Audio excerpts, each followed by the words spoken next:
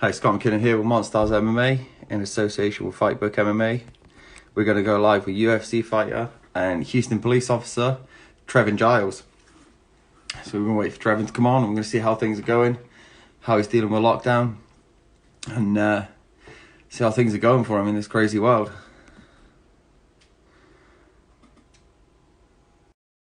Now.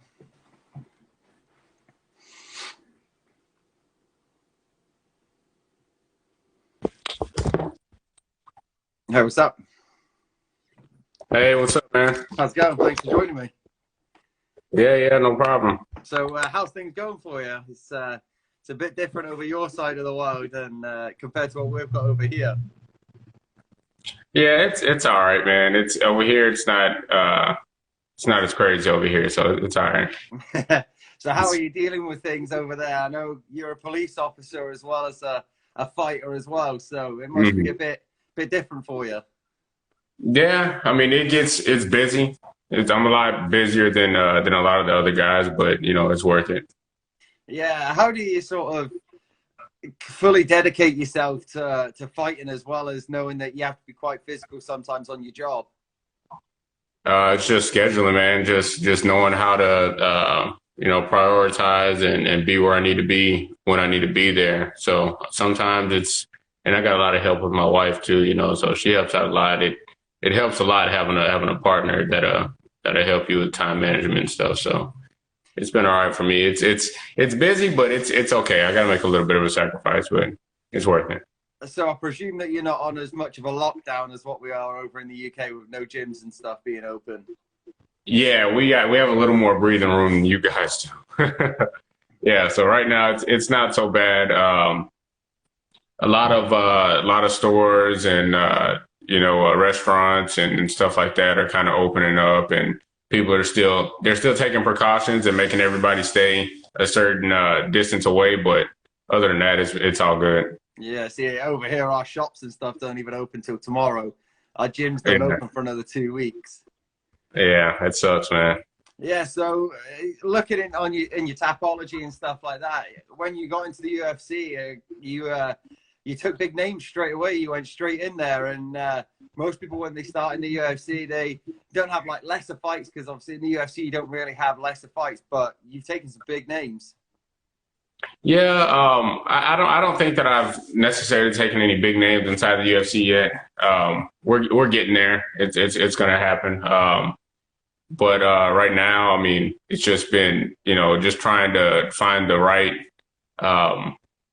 how to say it, like the again going back to the time management and being able to find that good mixture of training and working at the same time and everything. So we're getting there right now.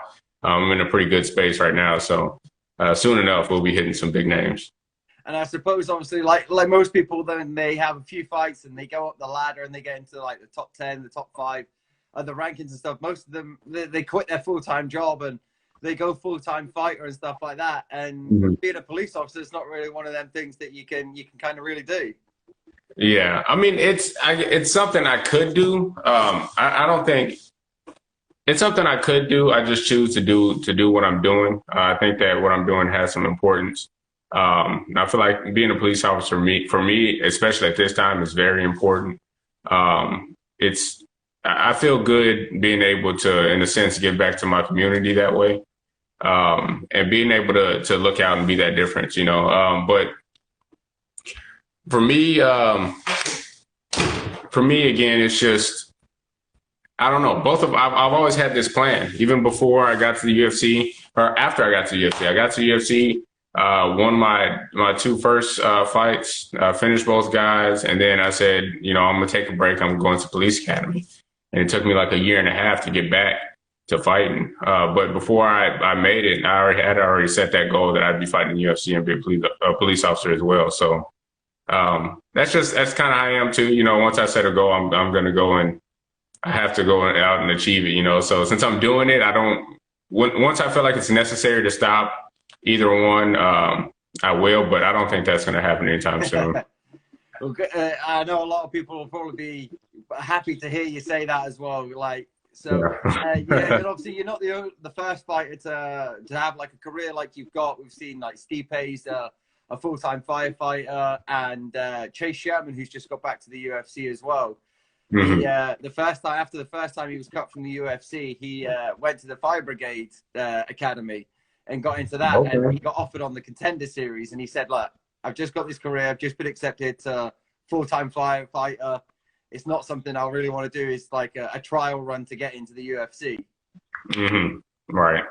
Yeah. So, I mean, it's just, everybody's going to have their own things. Everybody has their own situations, outside of, the UFC or even careers, it's just whatever your life allows you to do. If you got a wife and you got kids, a certain combination of things can determine what you can and can't do. But I'm just set in a perfect position to be able to do both, so it's working out for me. I think your wife's just commented. She says, "Me and baby are downstairs watching." Hey, babe. So for you, like a lot of people see different stuff whilst they're out on patrol and stuff like that. How do you kind of switch off from your emotions from being a police officer to then going to training and focusing on a fight camp? I don't, man. Like, well, let me not say I don't. I feel like I do it pretty easily. I always separate myself from work and from fighting. So, when I'm at work, I focus on work, focus on what I got to do. The moment I'm off of work and I'm driving home. That's it. There's no more. I'm not thinking like a police officer anymore. I'm not looking around trying to see who's doing what, looking for who I would pull over or something like that. I'm not doing any of that stuff, man. Like once I'm gone, it's just, I'm not working anymore. I'm off clock. Same thing with MMA. When I'm done training, I finish training, and the most I'll do is come home and watch some film, especially if I have a fight. But other than that, man, I just switch those gears, man. I mean, I can't. There's no room to be thinking about one or the other. You can't let it overlap, or else it'll get messy. So I just Yeah, don't like let you were it. saying with your time management, does it get a little bit tougher when you're during fight camp? Because we see quite a lot of fighters, they do the 12-week fight camp and they try and work either if they work full time, they try and cut down to like part-time hours, or they Hmm. take a couple of weeks off like at the end of fight camp when they're getting close to fight week and stuff like that. Is that something you Hmm. do?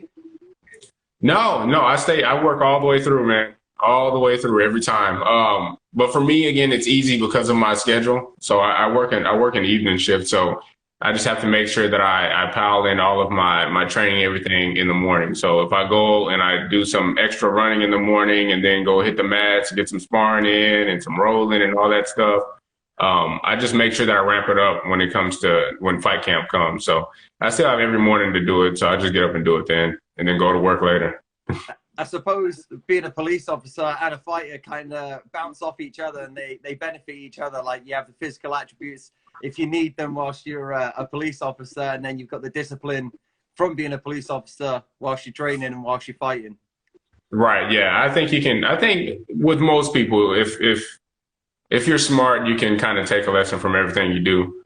So yeah, they definitely benefit me. I don't. I mean, obviously, I'm not out there trying to, knock anybody out on the street or nothing like that, man. I mean, for me, it's just, and I always get the question, if I had to ever put my hands on anybody and all that other stuff. And I mean, the truth of the matter is yes, but it's not been like in the cage or anything like that. I'm not going to square up and then start, throwing bombs or anything like that. It's always just enough to get the situation under control. And with most people, I can just talk to them, and you talk to people like people and they act like people, so Yeah, as I seen long the as you do post. that. That one of my notes that I wrote down is the post that you put up the other day saying if people, when they see you out on patrol, and they say, "Oh, if I see you out your colors and stuff like Yeah. that, then Yeah. you're gonna go down." And then you put a picture of Yeah. yourself. Yeah. I've seen that. That's happened a couple of times, man. But I think people just feel like they're mismatched. They feel like they don't have power against you once you have a gun in the bag. So they just want to express to you that, hey, like this is the only upper hand you have. And that's what they legitimately feel, but they, they wouldn't know any better. So to me, it's always a little bit funny because they just wouldn't know. Yeah, it always reminds me of, I think it was Kimbo Slice that done a video, and they'd just come back from him, and he was actually with Jorge Masvidal, and they'd come back from a backstreet brawl, and they'd gone through this warehouse to look like where they could hold events and stuff. And this massive copper, he must have been about 7 foot, said, "Oh, I want to fight you." And Kimbo was like, "Oh, what? Like, are you a police officer? You're going to arrest me? Like, we're going to start throwing hands and stuff like that?" And he was like, "Nah." So he took his shirt off, put his badge and his gun down and stuff like that. And they literally had a fight in this warehouse. And it was lucky enough that the cameraman that they used was with him. Kimbo was like, "All right, I've got a lot more respect for the police now," because he thought as soon as they start fighting, he was just going to call back up and be arrested.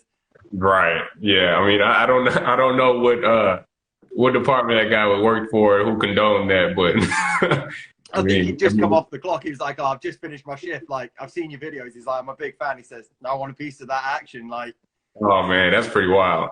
I think I did see that. I did see that. I think I did see that a while back. Yeah, that was a good one. And it lasted for a while, didn't it? Yeah. It was a long fight.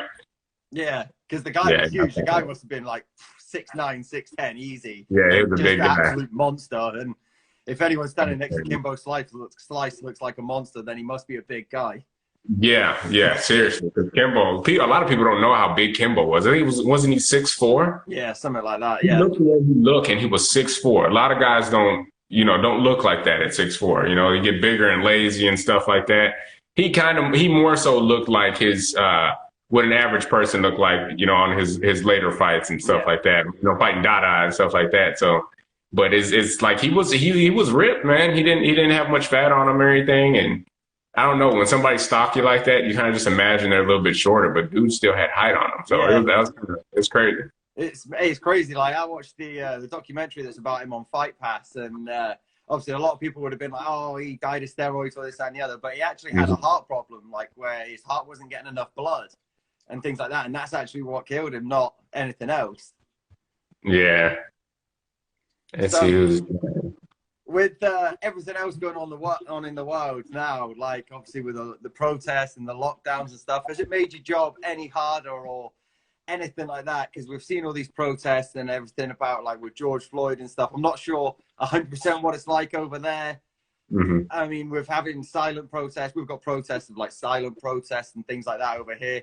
And over here, people are just getting mixed opinions of what they're actually protesting about, whereas some people see that it's about one thing and some people see it's about another thing. And I think people are just getting a bit mixed up with what it's actually all about. So from your perspective as a police officer, how do you see it all? To me, so what it's about is people are getting fed up, man. People are tired of. So one thing that I've seen recently is I forget where I saw it, but online somewhere it was being said that George Floyd they were trying to paint him out as a bad guy, or he did this, he did that, he committed all these crimes and all that, which is besides the point, because there's not, I mean, that's not what was known about him when the situation occurred, So from my understanding, he was out there doing, he was suspected of fraud or something like that. And in the situation, I mean, just that alone, the guy was out there suspected of fraud, which is not a violent crime or anything like that. There should be nothing in your head saying, "Hey, we got a fraud call. Let's get ready and pumped up." You know what I mean? It's a fraud call, So and not to say that fraud isn't a big deal, because a lot of people get, affected by that, but it's not one of those things where it's a dangerous situation. So to hear about a man dying over that, a black man dying over that is ridiculous, and a lot of people, I've had a lot of people raise the question, they would ask, they'd say, "Hey, well, like some people feel like the officer just did what he was supposed to be doing." I don't know how some people feel like that. I mean, even watching the video, there's nothing I can see about it that makes that right, what he did. And for me, it's just, to have multiple officers there that can help you control the situation and somebody still ends up dying. It's obvious, man. I mean, anybody who hasn't seen the video, if you see that video, it is obvious that It did not have to go that far. It didn't, nothing, none of that had to happen. But people are getting fed up. It's not, yes, George Floyd sparked it, but it's not all about George Floyd. You know, people are tired of the countless. There are a lot of names we can name here, you know, where injustice has been against Black people.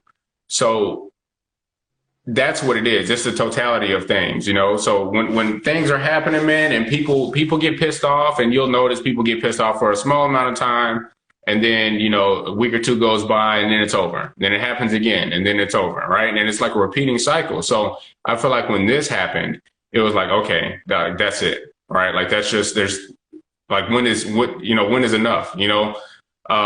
So that's what it's about. It's about the totality of all of these situations, and people getting fed up with not getting justice, you know, and for this to just be happening, you know, that's why we're getting riots and stuff now. And it took me kind of thinking about it a little bit when people were mad, because a lot of people don't get both sides. You don't get to be a police officer and a Black man and angry about the situation, but I have to be out there in front of protesters. Everybody doesn't get to get that, you know? So a lot of people were mad, and they would call me a traitor and stuff and start yelling. And to me, it was like, okay, like at first I didn't get it, because, you know, I thought to myself, well, I never did anything to anybody, right? Like I know what I'm out there for, and I'm out there to help people out, not to just hurt people or to arrest somebody, you know? But for them, they're mad at police in general, you know? They because we haven't done anything doesn't mean that we have the right sense of justice that we should have, you know? So I think people are fed up, and they just want to be heard, and they want law enforcement to know where they're coming from, and they need to see change, you know? So that's what it's all about. So when people get confused about it, it's the confusion is behind these different scenarios you can hear about, you know. And then, of course, you know, social media and stuff like that starts mixing stuff up too. Yeah. So there's a lot that's being said about the situation, but just to bring it all together, man, people are just fed up from this injustice in total, you know, from all of the situations.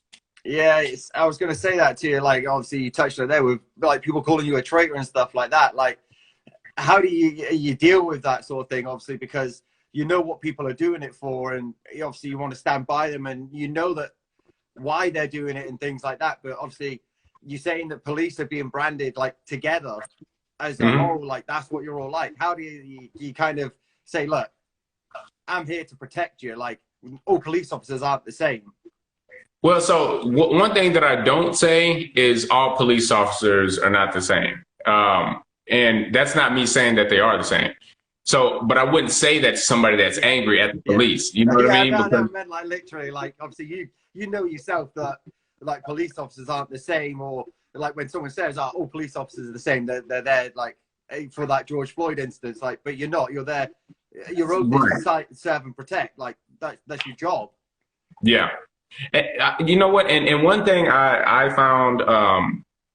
One thing that I saw when I was out there, they would start talking, and they would call me a traitor and all that. And I found that while they're up there yelling at you, right? I mean, they're pissed off and they're yelling. And what happens for the most part is you see them talking, and most officers are standing there like a statue, right? Like they can't see you. They're just looking past you and straight face, you know. And to me, that's just, you don't seem like a person at that point, you know, and it makes it seem like you don't care, you know, because these are, I mean, imagine if you're emotional and you're talking to me and you're trying to spill something out to me, and I'm just like ignoring you, like looking past you. You know what I mean? You got to see it from their perspective. People off a little bit more. Right, exactly, right. So you got to see it from their perspective. So for me, it was just, you know, just talking to them. You know, they'll ask me a question, and I answer their question, you know, or I'll just tell one of them, say, hey, come here, you know, you want to talk, like, say, you know, what do you got to say, you know, and they ask me a question, and just answer them, and I let them know what's going on, you know.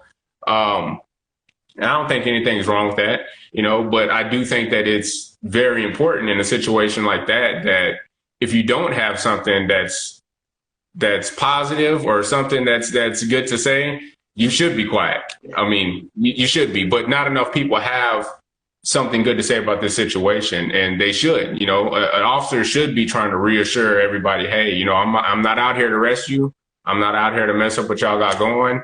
You know, I'm out here to listen to y'all and make sure that which y'all get to serve y'all's purpose, and you know, and I'm here to protect you while you do that. You know, that would change the energy of somebody. You know, they may or may not believe you, but just the fact that you said that, me speaking, you being able to hear my voice, and you know, I seem more like a person than a uniform. You know, and a lot of people, when they see you, they look at you and you look like a uniform. You know, you look like everybody else standing here. You know, and it's just not. I don't know. You don't seem like a person, so that's why it can be so mad, and people start throwing stuff and acting angry. You know, so yeah, I saying, like, it's better to talk to people and stuff, and that people see you as uniform. And I know some people see the police as the bad guy straight away. So obviously, like, if you walk up to them, and even if you want to talk to them straight away, they're like, oh, they're coming to do something to me. Like, they're going to question me or like interrogate me, sort of thing. So obviously, if you just go and talk to them and be like, you know, like, I'm not here to cause you trouble. I'm here to do this. A lot of people could follow suit from that, especially in the forces. Whereas if they know that, like you said, you're a human being, like, you're a person just as much as the other person, the person standing to your left, to your right, or the person you're talking to. Mm-hmm. Yeah, exactly. So to me, I found that helped out a lot. I've actually talked to a few people, you know, and I'd let them know, you know, I'm not, you know, some people saw me and they saw that they knew me from school. They know I grew up in A-Leaf and, you know, where I grew up at and everything. And so it got to the point where people started seeing me as a person. I had to explain to people, you know, like, I'm not, before I'm anything, before I'm a UFC fighter, before I'm a police officer or anything, I'm a black man. All right. So if there's injustice being seen, like, if I see something that is not right, you know, it pisses me off too. I was pissed off being out there, you know. I was just as mad as they were, you know, but for me, you know, I'm on duty, you know, so I have to be professional and everything as well. But I'd even talk to some of them and let them know, hey, like, I'm happy y'all are out here, you know, and, you know, I'm glad to see that y'all are out here and y'all should keep doing what you're doing, you know, but obviously that all stops when, you know, people start throwing stuff or trying to destroy things and all that. Then, you know, I got to do my job at that point. But other than that, man, I mean, down here, man, it hasn't been so bad. We've had a couple of, you know, people get pissed off and start throwing stuff and you know, all that. But we cleaned up pretty good. We weren't out here hurting people or anything like that. Everybody was good. Everybody was heard. So it's calmed down over here. I just don't know if other police departments are handling it the same way. Yeah. I don't know exactly what they're doing or why. Maybe we're just lucky, or, you know, but yeah, it kind of goes back to the same thing. Like, you can't be judged for everyone else. You're only responsible for yourself. Right. Yeah, exactly. Right. So I don't know.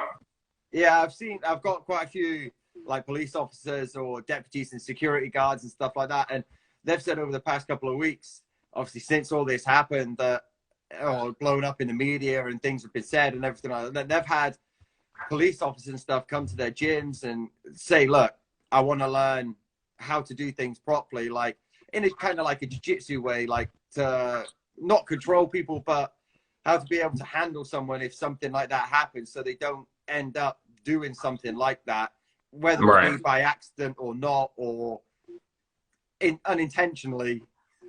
They want to learn more so they can do it. They can be better at their job. Right. Yeah. And to touch on that, I think that's important for a number of reasons. So number one, just for self-defense, you know, if you know, we run into a lot of the worst people out there. A lot of people don't understand that. So most people that, you know, you don't want to be around, or the side of the neighborhood you don't want to be around, that's what we get called to. We go there, we see them all the time, you know. So you got to be able to defend yourself, and it's always good having the confidence knowing that you can defend yourself. So you don't have to be so quick to go for a gun or you know, do something else like that. And also, so going back to watching the video of George Floyd, when you look at it, anybody that does martial arts knows that when you're choking somebody, there's a big difference you feel between them being active and moving, whether their muscles are tensed up. Like once everything relaxes and there's nothing going on, it feels wrong, right? So that's why for me specifically, when I saw the video, I'm like, okay, the guy knew what he was doing and he killed that man. Like it was murder. The guy killed him. He knew exactly what he was doing, because I know that when you choke somebody and they go out, even the first time I ever did that to somebody, it feels wrong. Something feels wrong, and you just automatically like, whoa, what's going on? Like, you stop, you know that you need to care for the person, and he stayed there, on a limp body. What human being does that? You know the difference between feeling breathing and feeling somebody tensed up because it hurts and it's uncomfortable to nothing anymore. There's no more reaction. There's nothing. So to be on somebody for that long, and anybody that has choked somebody knows 8 minutes is ridiculous. Yeah, like, I explained to my girlfriend, like you said, like when you feel it and they're squeezing with the breathing, I said, and when you're doing it and you're being choked, like I've never touched wood, I've never gone passed out, but I've got to the point where my eyes shut and my body twitches. So I come back too. But when you choke someone, it's stopping the oxygen to your brain, which makes you pass out. So what that officer did, he stopped all oxygen to the brain. So it could take 10 seconds to choke someone out, or 30 seconds, or a minute. Like, I mean, we've seen Stephen Thompson when he fought Tyron Woodley in a choke for nearly 3 minutes. Like, so it's different, but 8 minutes is ridiculous, or 8 minutes and 46 seconds, I think it was, or something like that. He should have known himself how long it was. Right. Especially being on top of a man that has his hands behind his back. That's crazy. Guy's laying on his chest. He's on his chest. He's on the floor. Guy has no arms. I mean, his hands are behind his back. There's nothing he can do with his arms. And he just the position it was in, twisted or compressed enough as it is, made it even worse. It'd be hard enough to breathe just having your handcuffs and everything on your back, and with having guys, men on you. And you're laying on your stomach. I mean, you're already going to get a little bit of resistance. Your diaphragm's not going to expand as much as it needs to. You're already a little bit uncomfortable, So to have somebody on your neck is, I mean, that guy knew what he was doing, man. It was just a horrible situation. Yeah. So without like trying to say all police officers are the same and stuff, do you think, in a way, police officers and departments could like benefit from this, like learning or educating themselves something like jiu-jitsu, or more basic training sort of thing? I think that they should learn it, because I think one thing that it does is, one thing that officer would not be able to do is say, oh, well, I didn't know. Because now you have training, so we know that now.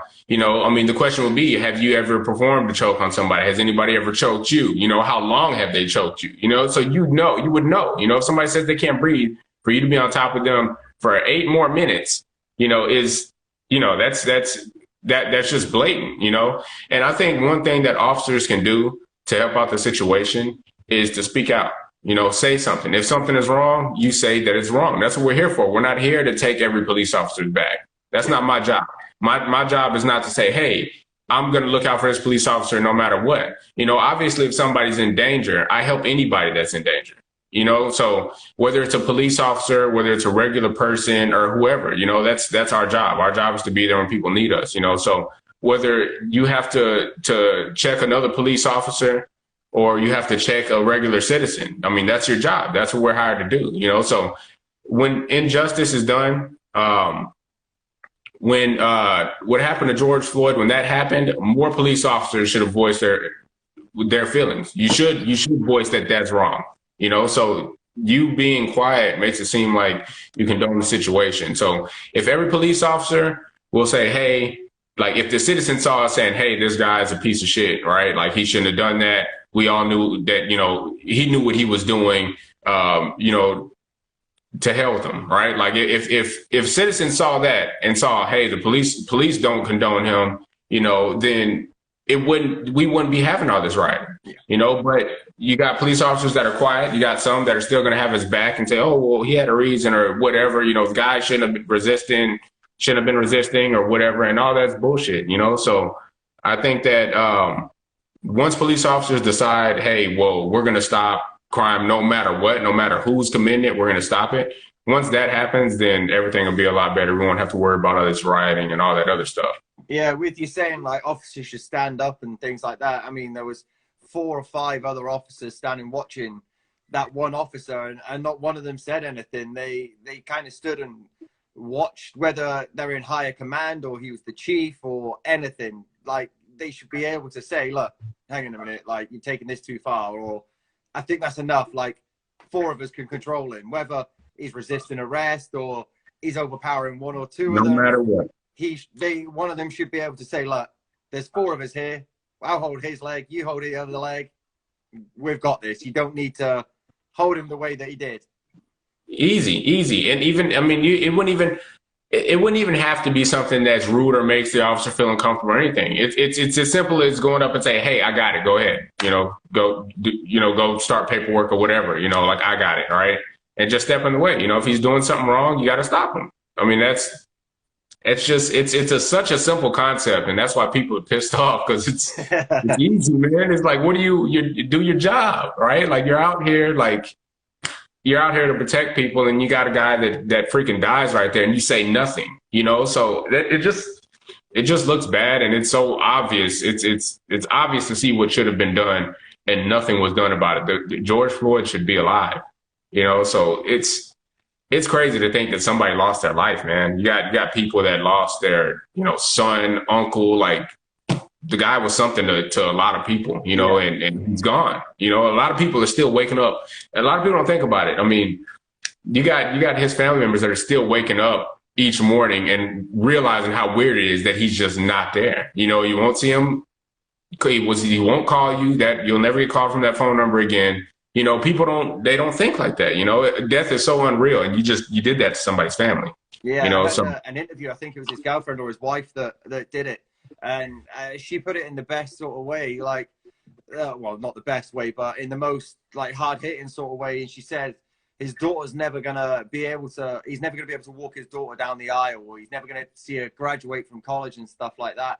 And I think that's what people sort of don't realize. Is in most people kind of shrug it off, like, well, over this side they're like, oh, it's just another death in America. Like, people die every day, whereas it's not really. It's still someone's dad, someone's daughter, son, husband. Right. And then you're dying at the hands of the people that are supposed to be protecting you. Yeah. So which gives you what kind of feeling? Should you feel easy about that? I mean, who's there for you? If you don't have the police, if you don't have the police. I understand why people are sort of agitated and don't feel safe when police officers approach them, or they drive past them, or anything like that. If they're out in the street and they're walking by and the police officer just says, oh, hey, where you going? Like, they're going to be like, oh, shit, like, do I need to fear for my life? And like I said, that's what people should feel like. And this is why people have started taking it into their own hands now, like, with these protests and these riots and stuff like that, to let people know that they're not taking it anymore. Yeah, and they should definitely protest. I wouldn't say riot, because one thing that I know about riots is a lot of people end up getting hurt.